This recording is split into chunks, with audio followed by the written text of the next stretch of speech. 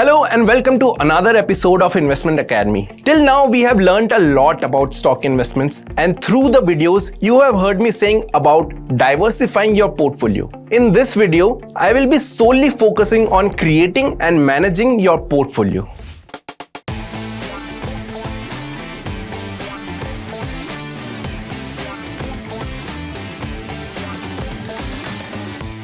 So the first and foremost thing you need to do before you start picking stocks is ask yourself, what am I investing for? Is it retirement, a house, or just to grow your wealth? Having clear goals is like having a roadmap. Without goals, it's like going on a road trip with no destination in mind. Fun at first, but eventually you'll wonder where the heck you're headed. That's why first define your goal and make it realistic. Don't aim for becoming a crorepati in 1 year. Once you have defined your goal, start by doing analysis on which stocks will be good for achieving this objective. The stocks that you choose must be suitable for your goal and the tenure of your investments. Now, after defining your goal, let's move to the next big thing, which is diversification. You've probably heard this word a lot, but this is an integral part for creating an ideal portfolio. Imagine you're at a buffet. You wouldn't pile your plate with only one type of dish, right? You want a bit of everything to get a balanced meal. The same goes for portfolio. You put all your money in one stock and the portfolio becomes unhealthy.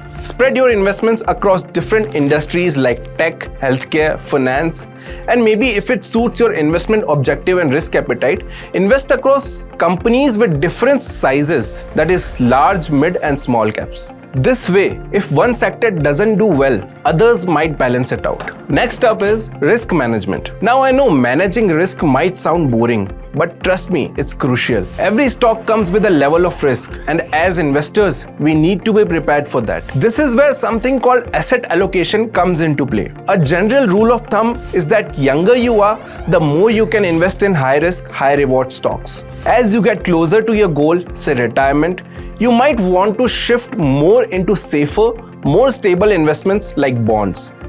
But do you know how much to allocate and where? It all depends on risk tolerance. If you can sleep peacefully at night knowing the stock market took a dip, you might have a higher risk tolerance. If you're the type to stress check your portfolio every day, maybe you want to lean more on the safe side, and that's okay. Everyone's investment style is different. Now let's talk about monitoring your portfolio. Creating a portfolio is just the first step. Managing it is an ongoing process. Think of your portfolio like a garden. Sometimes you have to trim the hedges and water the plants.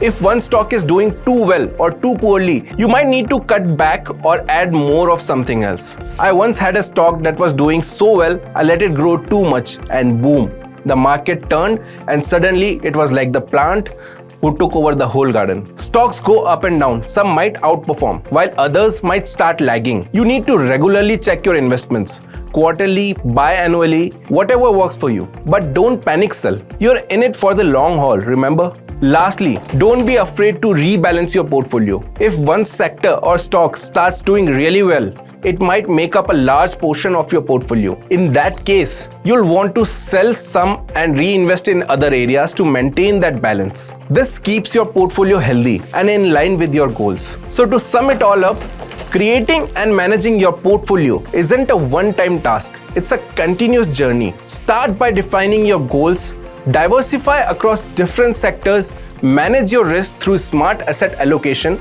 and keep an eye on your portfolio to ensure it stays balanced. Remember, investing is a marathon, not a sprint. Patience, discipline, and regular checking are key to achieving your financial goals. Thanks for watching, and as always, stay smart with your investments. See you in the next episode.